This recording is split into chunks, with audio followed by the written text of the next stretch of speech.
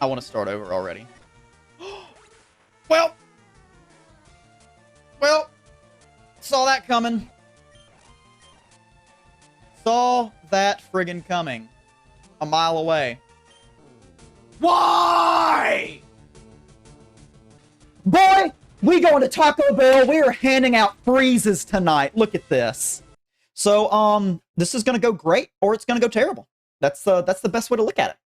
Okay, look, I've got a little bit of a confession to make. I've never actually completed a Nuzlocke before. I started one several years ago in Pokemon Leaf Green on console. I got all the way to Viridian City and just kind of gave up because I didn't want to grind my team up. I was in college at the time and just really didn't have time to fully commit to Nuzlocking.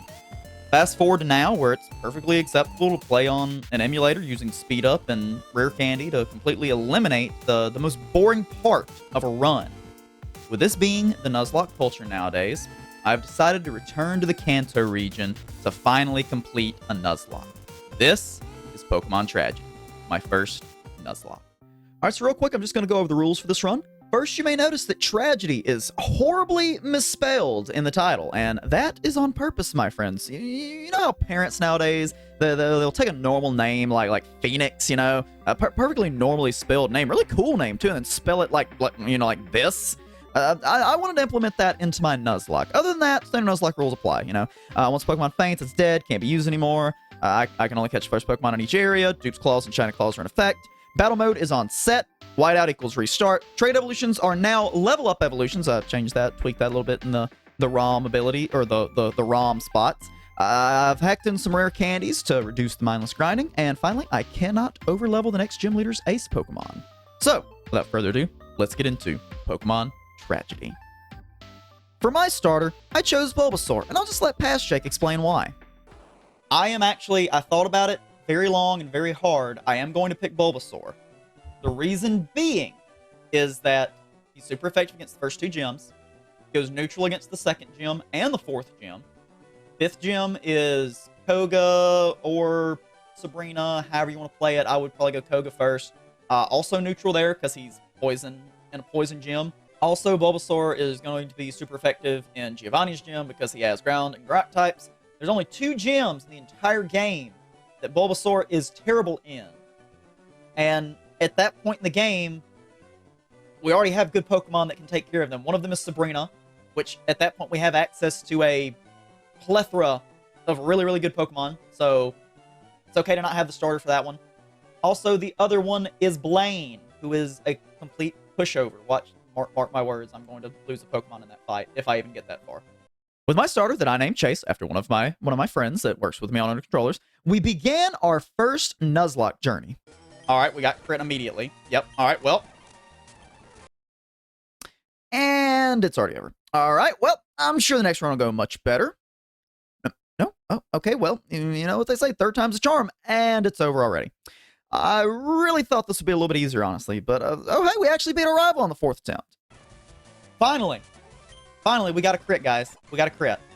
Okay, so after 3 wipes on the first battle, we finally start this run proper. Well, after we return Oak's Parcel. We head up Route 1, and the first encounter we get is a Pidgey that I named Goten. Then we head on over to Route 22, where I picked up a Mankey that I named Goku. As you see, very cleverly spelling the names here.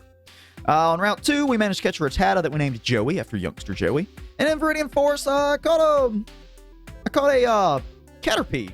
For some reason, I wrote in the script Butterfree. I caught a Caterpie that evolved into a Butterfree that we named Bulmafree. Yeah, I let chat help a lot with these names, so we've got a lot of Dragon Ball Z names just to start the run. Not gonna lie, this part of the video is a little repetitive, but that's just kind of early of game of Fire Red and Leaf Green. So let's just jump to the rock fight. All right, here we go, guys. Okay, no problem. All right, here we go. Fine Whip. It is faster. It outspeeds. Okay, it's used to tackle. We're fine. We're fine. Look at there. Look at there. We were worried for nothing, guys. We were worried for nothing. So Brock's very much a pushover since I chose Bulbasaur as my starter. So I easily just took out Geodude and Onix and got the Boulder Badge. Pretty straightforward. All right, so then we head on up to Route 3, where my encounter was a Jigglypuff. Wasn't super happy about that one. All right, so on Route 4, I actually bought a Magikarp for 500 Poké-Dollars, which is kind of outrageous if you really think about it. I mean, that's a lot of money for $500 for a fish. But, it'll be really nice to have a Gyarados for Misty, so I named it Triple B, which is an inside joke for my friends and I. And then in Mount Moon, we caught, a Zubat, surprisingly.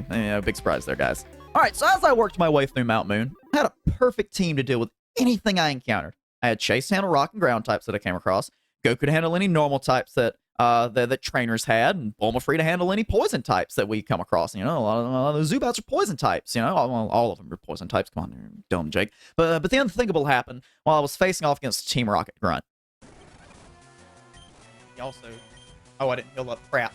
Go 10. Let's go for it. Okay, never mind. Let's go back into base then. Put our leech seed on it. Oh!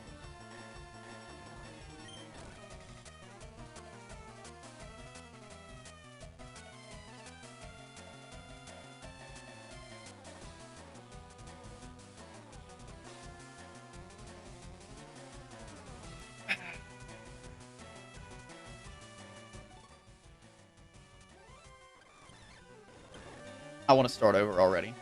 This loss absolutely crushed me. Not only did I lose my first Pokemon, it was my freaking starter, man. Like the most important Pokemon of any Pokemon journey. My starter. I had so many plans for Chase. Plans of toxic Leech Seed, Giga Drain, and Razor Leaf Venusaur that'd be hilarious to stall people with. But just like that, all of it vanished because of Team Rocket. It was from that moment on, I vowed vengeance upon Team Rocket. Vengeance by tearing down their whole organization, brick by brick, member by member, and nothing would stop me until every single member of Team Rocket was on the street, homeless, begging for chump change, but no one ever gives them anything because too many people have faked being homeless to prey upon people's kindness. So no one ever helps them. So with this new goal in mind, I started towards Cerulean City and tried to come up with a plan that I could use to take out Misty, since the ace Pokemon that was going to handle all of it was now a corpse. All right, so once we arrived in Cerulean City and went to the Pokemon Center, I took a few moments to calm down and just calmly think through this. There was only one plan I could come up with to defeat Misty, and that was to head on up Nugget Bridge to Route 24, where I could hopefully encounter a Bellsprout. The only thing standing in my way was a rival battle. All right, so my plan was to level up the party enough so that Triple B could evolve, right? So that I could easily take down my rival. And here's the fight. Rival fight. Let's do this. All right, send out Pidgeotto. Intimidate. All right, so now we shift into Joey. Sand attack. Okay, that's fine. This is going to make Hyper Fang even harder to hit. We hit it. No problem. Okay, it almost went down. So now we quick attack. We're still fine. All right, so he brings out his Rattata. Go for Hyper Fang. Oko. Okay, so this one, I'm going to say we go back into Triple B. Get the Intimidate off. And then also it does nothing to us, so now we just bite it.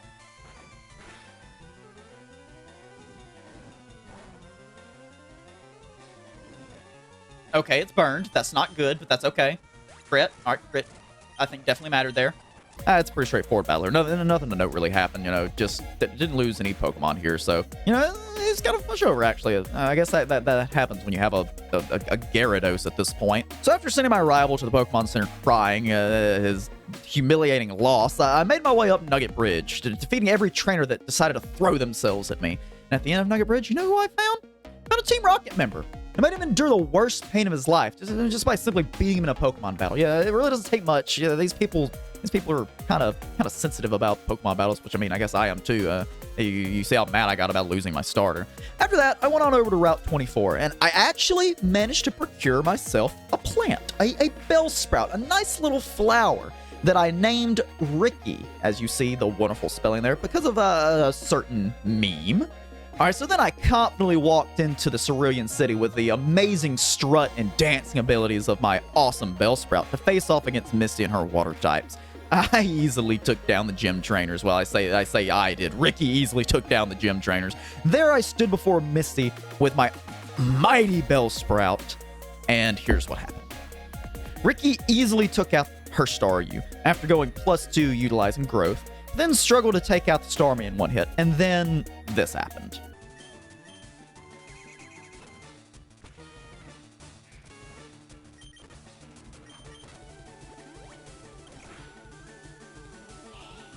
Oh, no. All right, so I might have made the same mistake that I made with Ivysaur, okay? By not playing around crits, cementing that I do not have a green thumb, and I do not have the ability to keep plants alive, which, with as much Harvest Moon as Stardew Valley as I play, you'd think I'd be able to keep some plants alive. But no, I don't. With our new grass type turned into mulch, I sent out Triple B to avenge her fallen comrade, which she did with ease. You know, in hindsight, I probably could have just swept the gym with Triple B, but my judgment was clouded by the recent loss of our starter, so that's kind of like Rick in Season 3 of The Walking Dead after Lori died, just, you know, aimlessly trying anything to make things work. So, yeah, so anyway, when we went to go meet Bill on Route 25, I encountered a Weedle, which is pretty good. That meant that I'd have a Beedrill that would probably just end up living in the box the rest of its life, but, I didn't catch it because I forgot to buy Pokeballs. Man, I have very small brain play there. On the way over to Bill's house to get the SSN ticket, I kind of lost Bulma Free to a Geodude with Rock Throw. Honestly, I just completely forgot about the 4x weakness to rock moves while staying in there with my Butterfree. It's terrible, bad, worst decision of my life. But, you know, Butterfree had kind of outlived its usefulness at this point. So, you know, bye-bye, Bulma Free. Moving on to Route 5. Let me tell you about Route 5 now. All right, I had a chance for a Nidoran male or a Meowth. Nidoran male, obviously, the preferred encounter here because that means I would immediately have a Nidoking, which, you know, would be a permanent team member. Just absolute, just Giga Chad in all of Gen 1. It would make it all the way to the Elite Four, no doubt in my mind, and make Lieutenant Surge's gym so much easier because I could teach it, you know, teach it Dig. Why?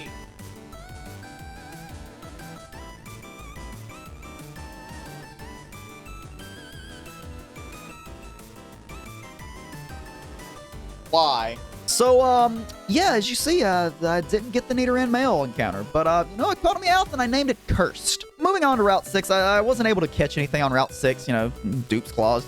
You see, if I'd been a smart dude, I would have, you know, went on to Route 6 and caught the Meowth, then went back to Route 5 to ensure I would have caught a Nidoran male. You do a little bit of encounter mapping, as it's called, but, you know, hindsight's always 20/20, and I'm not a very bright guy, to say the least. As I entered into Vermilion City, first thing I did was head on over to Route 11 to pick up an encounter. I got a Drowsy, which I named Nyquil. Then I went into Diglett Cave, and you'll never guess what I encountered there. All right, yeah, go ahead, guess. Oh. Hey, look, pause the video, scroll on down the comment section, enter your guess there, and lock it in. Hey, while you're down there, my dude, why don't you hit the subscribe button and, you know, click the bell to stay up to date on my content, and hit a like if you like the video. You know, that would make a dude like me really happy. What was I talking about again? Oh yeah. So in Diglett's Cave, I caught a Diglett. Yeah, and I named it Grounded because it's immune to electric types. You know, not really a clever joke. I went on board the SSN because I heard it was a place that was, how you say, lit? I don't know why I wrote that in the script. That's so dumb. On board, I ran into Tyler again, and my strategy for beating him was more or less the same as last time. Yeah. We Hyperfang his Raticate.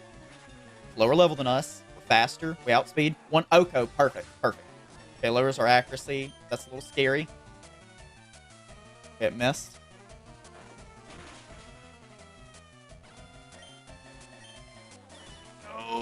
Okay, this is bad. Hit it with water. Yeah, we're fine.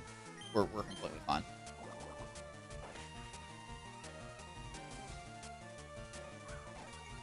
Okay, okay, yeah, we're good. Easy. After possibly killing or fatally wounding, allegedly, one of his said Pokemon, I picked up the first of one of the worst aspects of this game, in my opinion. HM1 cut. You know, I wouldn't hate HM so much if they didn't keep adding more every single gen for a little while, and if you could actually delete them without a move deleter. Anyways, after getting cut, I picked up a few items aboard the SSA, and then I stepped off and watched it sail away. All right, hang on. Where's that truck with Mew under it? Okay, so moving on, we went over to challenge Lieutenant Surge, and we walked inside his gym, and there's a little bit of a puzzle. You know, I remember this puzzle being a lot more aggravating when I was a kid. But as a kid, I was a dumb little dude and didn't realize it was basically like Minesweeper. You ever play that game? It's just using number and logic to figure out where mines are. It's pretty neat, especially when you place someone in it. You can't play someone in Minesweeper. That's a single-player game. Oh, what was I talking about? Oh yeah, the gem puzzle. You just find the first switch to open the door, and then the second switch is in one of the pins adjacent to it. Let's just do it. All right, we dig on the Voltorb. Okay, nice. We magnitude the Pikachu. Perfect. That way we don't go use the bathroom then. Okay, now we dig on the Raichu. Oh my gosh, it's faster. Oh no. No. Please, no. Oh, thank God. Okay. We just magnitude. We magnitude. There we go. Boom. We got it. Not gonna lie. Surge was a bit of a pushover, seeing as how I was grounded in my strategy, and his electric types were powerless to stop me from claiming my third badge. For this fight, I was pretty down on myself. Not gonna lie. After losing as many Pokemon as I had, matter of fact, I wanted something to happen to make me reset the run, but it's actually going pretty well. I mean, took out the first gyms with a few losses, but I was feeling pretty confident myself. You know, after the rush of taking down Lieutenant Surge, you might say I even felt a sense of pride that would rival Vegeta himself. But whoa, how pride cometh before the fall. Because now's the time to talk about how I'm kind of dumb. Not gonna lie, and how a game mechanic that often helps others manipulate encounters in their favor led to the death of one of my valued team members. Turns out, repels don't quite work the way I thought that they did. So let's just watch the clip. What? I had repel. I had a repel. Okay, this is scary. Okay. Oh no. Okay, we got a random trap. I don't think I can run either. Yeah. Okay,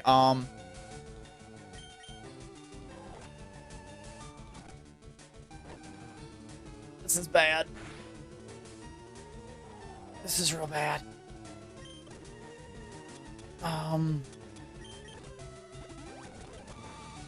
Get dug. I think magnitude. We dig now. Oh wait, no! I should have ran. Well, we lost grounded. Why do I keep catching Pokemon to use in a gym and then immediately losing them during or after said gym? That is a total of 4 deaths so far. What is wrong with me? I'm just letting my Pokemon down, except for Ivysaur. That one's on Team Rocket. That one was not my fault. You know what? From this moment on, I'm not going to lose another Pokemon, okay? I refuse to let any more of my friends die, especially due to game mechanics that I have full control over. Okay, so Rock Tunnel. Let me tell you about Rock Tunnel. There, I got an encounter that I could actually use. You know, all these other encounters I've been getting, I've just been just box fodder. That's all they are. Switch and box fodder. That's all they're gonna be. I caught a Geodude that I named Amethyst, and let me tell you about this little lady rock. When setting up this game, I made an adjustment to the trait evolutions, and now they're level up evolutions. So as soon as this little lady rock reaches level 37. She would evolve into a Golem, which I was super excited for since I've never had a Golem in a playthrough because I didn't have friends to trade with. So I've never really had a problem with Erica because I always pick Charmander, and I always have a Pidgeotto at this time. But it's a little different right now, but you know, it should be just as easy. After NyQuil obliterated all the gym trainers and their, you know, poison types, it was time to take on the Grass Master herself, Erica.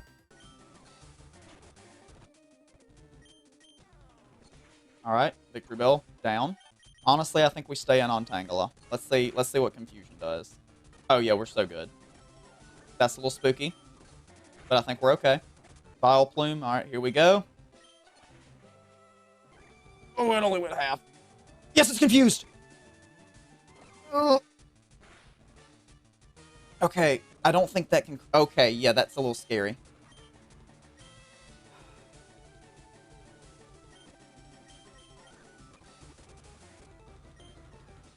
Okay, good. That was a free. That was a freebie. Wing attack. Oh, come on.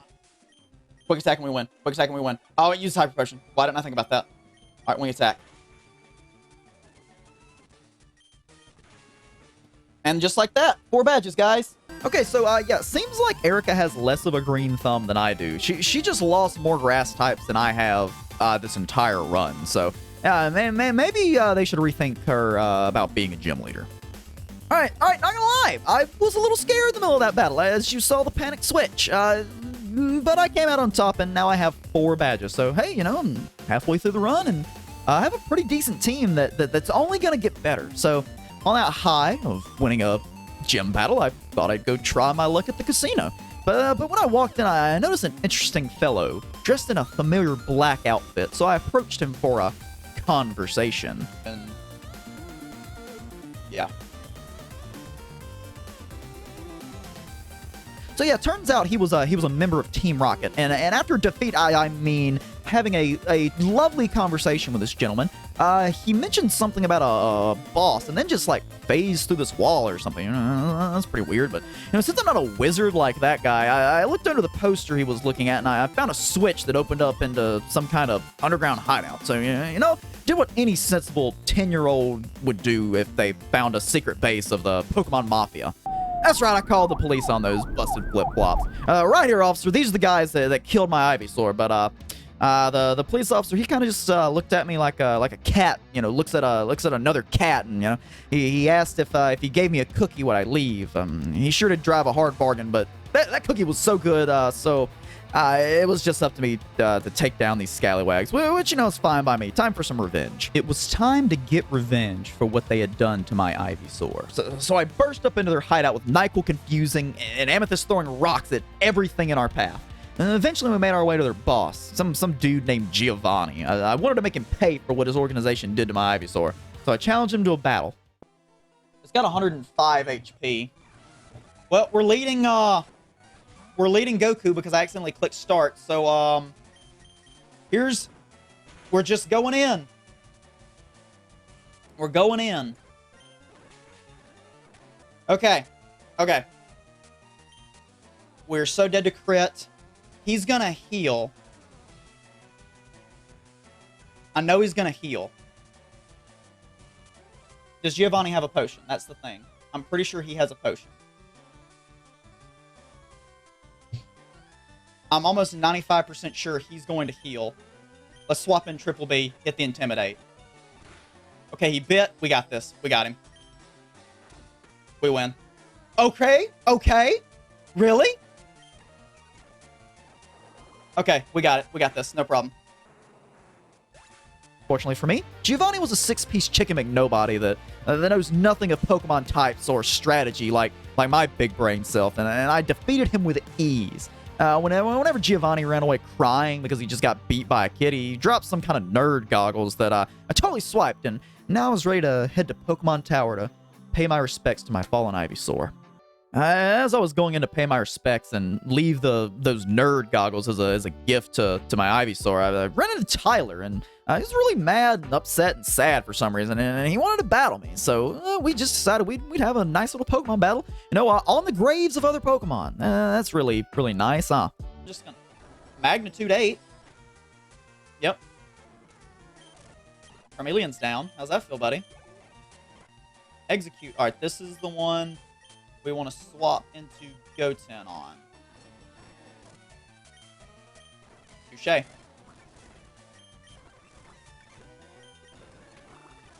Come on. Thank you.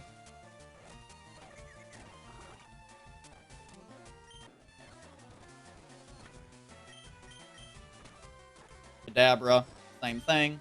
We bite. Super frail. Nice crit there. Now for his Gyarados.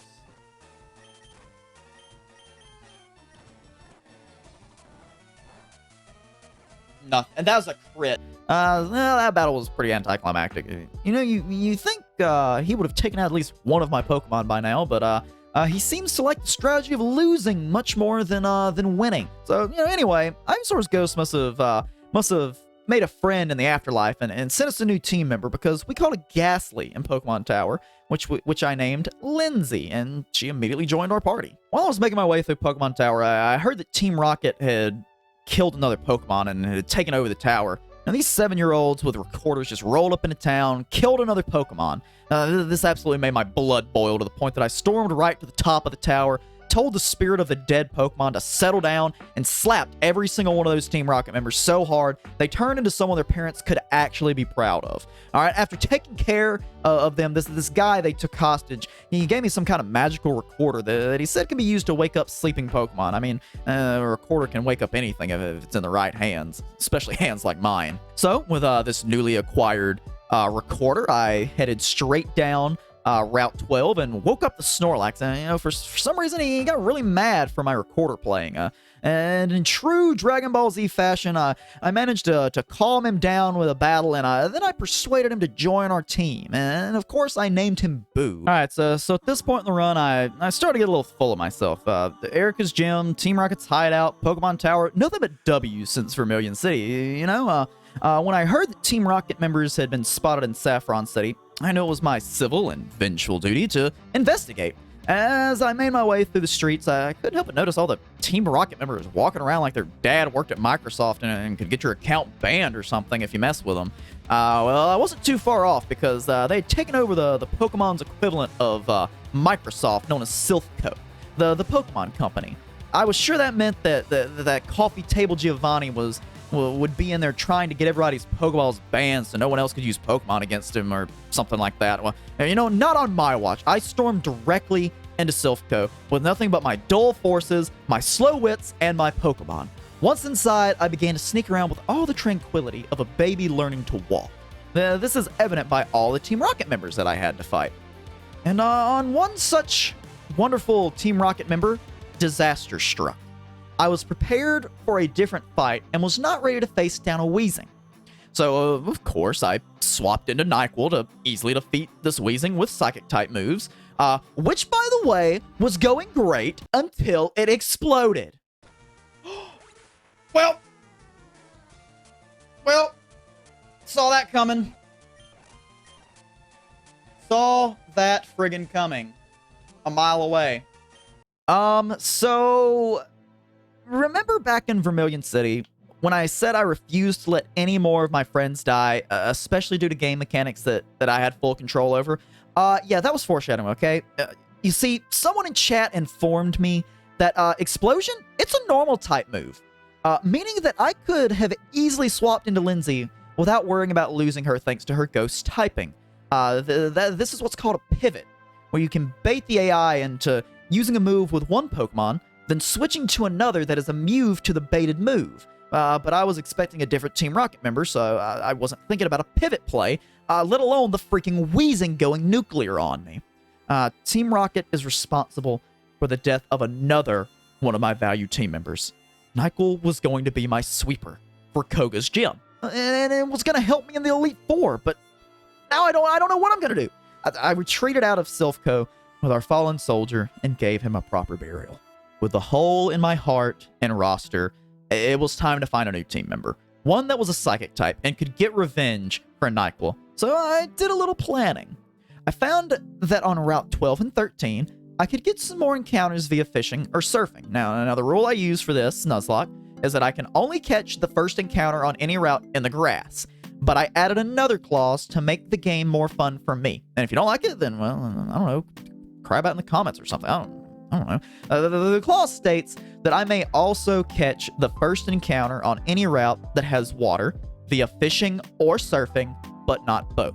This gives me access to a few more Pokemon without breaking the game since they could only be water types. By using some encounter mapping, like I talked about earlier, I noticed that by fishing with a Super Rod on Route 12 and 13, there were only 3 possible encounters: Gyarados, Krabby, and Slowpoke. I had already caught Gyarados, so this ensured that I was guaranteed a Slowpoke encounter, so long as I didn't mess up with a Krabby encounter. So I started fishing on Route 12, and it wasn't long until I caught Mizra's Crabs. I then gleefully moved on to Route 13 and began fishing. Now's the time to talk about the encounter rate of a Slowpoke on Route 12 and 13.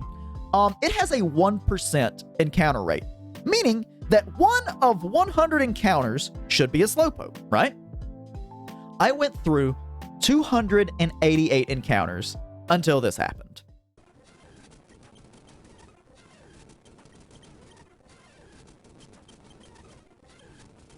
There it is. There it is. There it is. Once the Slowpoke was caught, I decided to name it Endangered since there seems to be such a shortage of Slowpoke on this route.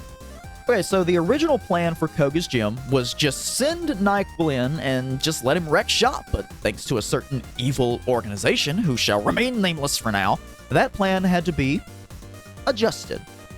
I just sent Lindsay in to use Hypnosis and Dream Eater to just demolish Koga's entire team, earning me my 5th badge. Pretty straightforward play. It also helps any damage it took was immediately healed by Dream Eater, so yeah, no problems there. Okay, so it's time for a very debated subject, the Safari Zone. All right, some people say you get 1 encounter in the whole thing. Some say you get an encounter in each area. Some just don't use it because nothing's guaranteed. So my rules for the Safari Zone are as follows. I can catch the first encounter in each area, which there are 4 of. I can catch the first encounter in each area via fishing or surfing, but not both. And that's it. That's all. That's the list. All right. So in the first area, my encounter fled. In the second area, I was able to catch an Execute. In the third area, I caught a Nidorina that would one day be a queen, so I named her Elizabeth in honor of the queen. And in the fourth area, I don't think I caught anything because I came back later and I think it just ran, so I'm done talking about it. Okay, so all of my fishing encounters were kind of weird because I used a little more encounter mapping to ensure that I could catch a Jatini, which can be fished for using the Super Rod in every area. I just had to make sure that I'd already caught the Goldeen line, which I did easily in Fuchsia City. So I returned to the Safari Zone and proceeded to encounter a Jatini that ran away in both the first and second area, and I was finally able to catch in the third area. This will be an integral part of my Elite Four team, thanks to the versatility of Dragonite.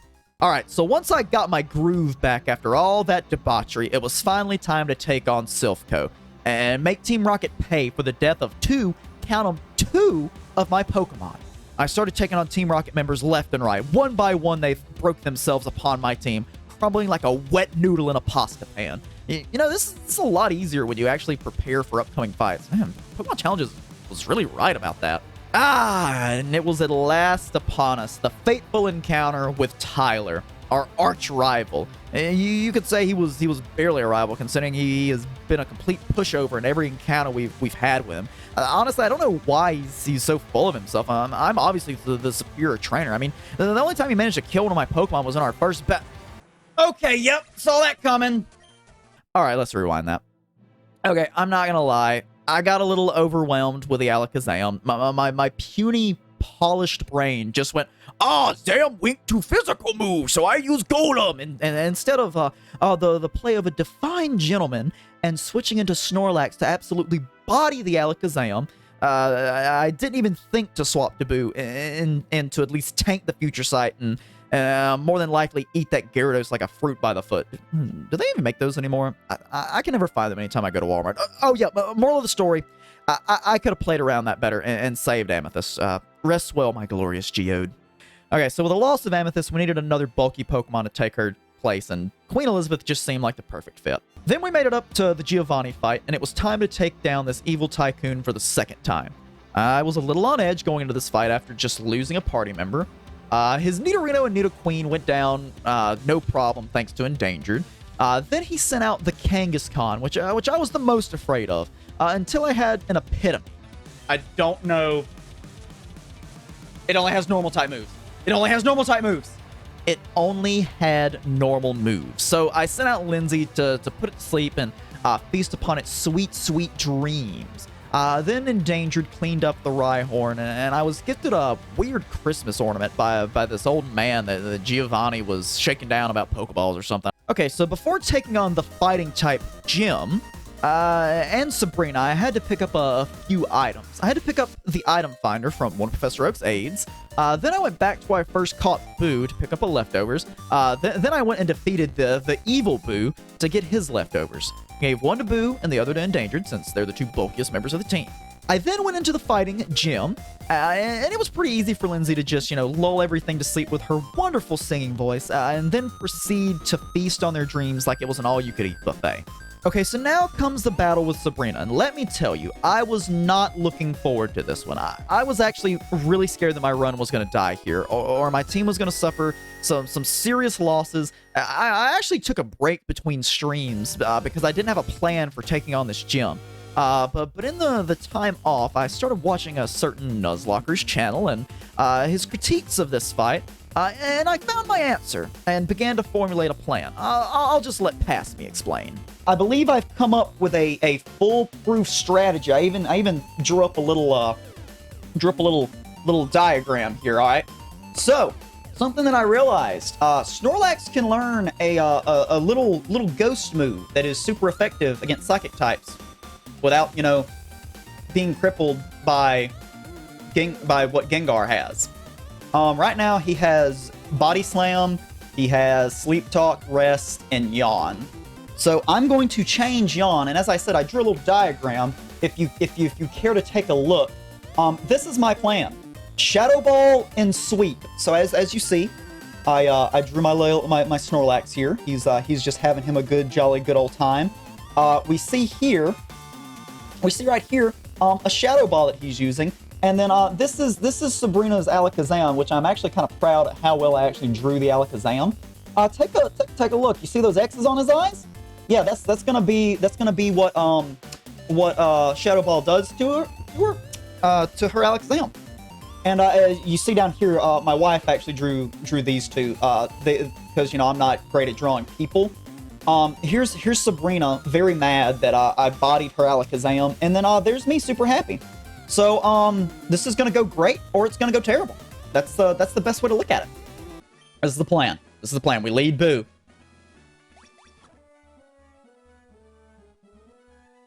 I don't remember the puzzle to this gym at all, but I do know that we can skip literally all the trainers, which we're doing.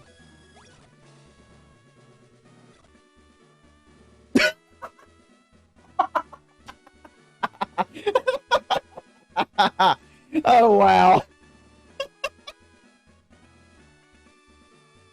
Somebody clip that. Someone clip that. You don't remember the way in this gym immediately goes straight to the gym leader. Okay. Wow. Sometimes I surprise even myself. Once I made it to Sabrina, I raised everyone's level to the level cap and started the battle. Boo absolutely destroyed every single member of Sabrina's physically frail team, earning me my 6th badge. Man, what was I so scared of? That wasn't that hard of a fight. It was pretty straightforward. I mean, I figured out how to fight Alakazam finally, and it's a good thing I did, because there's going to be a couple more of those coming up. Literally worried for nothing. Okay. I then picked up a few encounters on Route 16 and 21, and flew over to Pewter City to get the old Amber on the way to Cinnabar Island. At Cinnabar Island, I received an Aerodactyl, which I didn't really use, but he got a really awesome nickname thanks to chat. I then had to go through the Cinnabar Mansion to get the key to the gym, as well as picking up a Coughing there. I then took on the Master of Flame himself, Blaine. But first, he quizzed me on my knowledge of Pokemon, and I missed one, but that's only because of a technicality. I mean, the Poliwag line does have 3 evolutions, just not yet, technically. But hey, I still made an 83 on his dumb quiz, and then he said his classic line, "Hope you have Burn Heal!" And I said, "You better have drowning insurance on your Pokemon." And now we have our 7th gym badge. As I exited the gym, Phil met up with me and offered me a small vacation to the Sevi Islands. I had almost collected all 8 gym badges, so it seemed like a good idea to get a little R&R, so I accepted. Nothing of interest really happened here. There wasn't any good encounters, so I didn't really care to pick any of them up, so we're just gonna skip this section. As I made my way up to the Viridian City Gym, my heart skipped a beat. This final mystery gym leader was all that stood between me and the final badge of the Pokemon League. And as I walked in, who did I see? That bag of spoiled mayonnaise, Giovanni. You know, man, at this point, I thought he would just have given up, especially if he saw me coming. He was just another obstacle in my path to completing my first Nuzlocke, so this thorn in my side had to be plucked. I sent out the monstrous beast known as Endangered, who proceeded to eat 3 earthquakes without healing, like it was nothing, and one-shot every single one of Giovanni's Pokemon. And just like that, I earned my 8th gym badge, and I was about to get revenge for Chase and Nyquil, who had been killed by his organization. But as Endangered stood over Giovanni, ready for me to call out one final command to end his life, I used Reflect on myself, and I stopped to think, will this be worth it? As I pondered, I realized something. All of my friends that I had lost along the way, it was my fault. If I had tended to my team better, I wouldn't have lost Chase and Mount Moon. Matter of fact, if I had just taken some time to think through all of the situations where I lost someone, all of my friends' deaths were preventable. And if I took Giovanni's life, would I be any better than his organization? Would taking his life bring back all of my friends? As Endangered awaited my command, I just returned him to his Pokeball, and instead offered a helping hand to Giovanni. My act of kindness was repaid. Giovanni agreed to disband Team Rocket and gave me a new TM for the Pokemon League. I quietly accepted them, and I left the gym. It wasn't the vengeance I was seeking in the beginning, but I know my Pokemon are proud of the decision I made.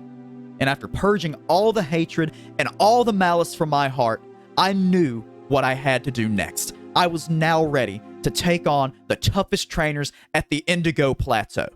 As I made my way towards the Indigo Plateau, with my new goal set, Tyler challenged me to one final battle before we both made our way through Victory Road and took on the Pokemon League. I learned from our last battle and was sure to send out Boo to contend with his Alakazam with no casualties. I defeated Tyler. I then began my trek through Victory Road to Indigo Plateau.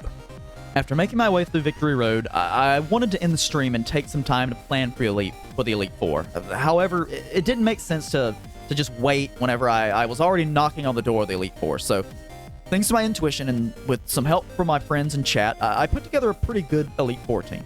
We have Bruce the Hitmonlee, Boo the Snorlax, Draconite the Dragonair, soon to be Dragonite, Triple B the Gyarados, Elizabeth the Nidoqueen, and Endangered the Slowbro.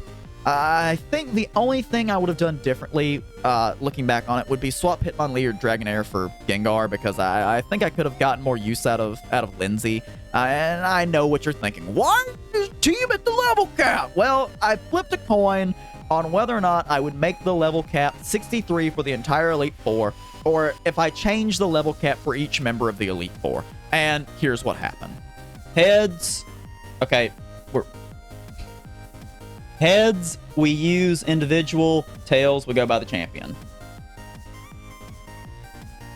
It's heads. All right, so we go by individual. All right, so we have a different level cap for each individual Elite Four member, but this is the final fight. The last obstacle my team has to overcome, and we'll find out if all the death and destruction along the way was worth it.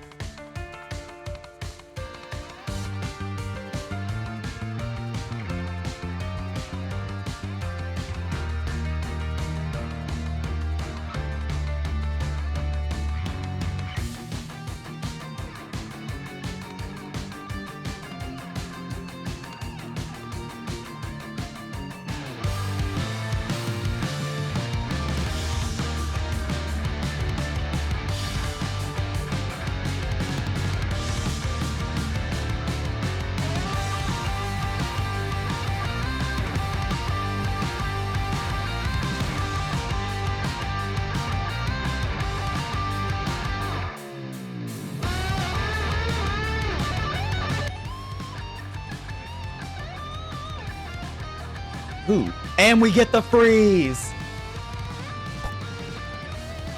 Got that dog. She sure does. She has got some fight in her. Can we get a freeze twice in a row? Can we get a freeze twice in a row?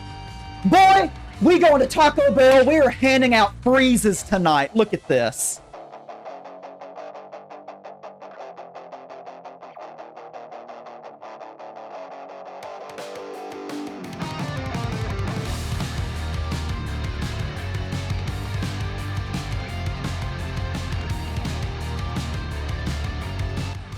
That's not a script. That's just RNG. Hey, that RNG is payback for the RNG we got in the Lorelei fight. Oh my goodness, that was god awful. Kept getting confused. All right, Tyler. Finally, I walked through the final door and came face to face with our last challenge, Tyler.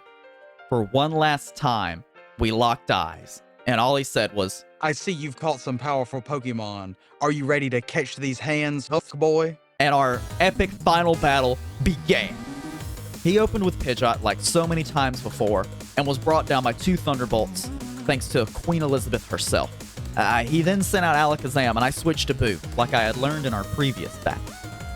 After taking down Zam, Tyler went into Executor. I kept Boo in to tank a Future Sight, a parting gift from Alakazam.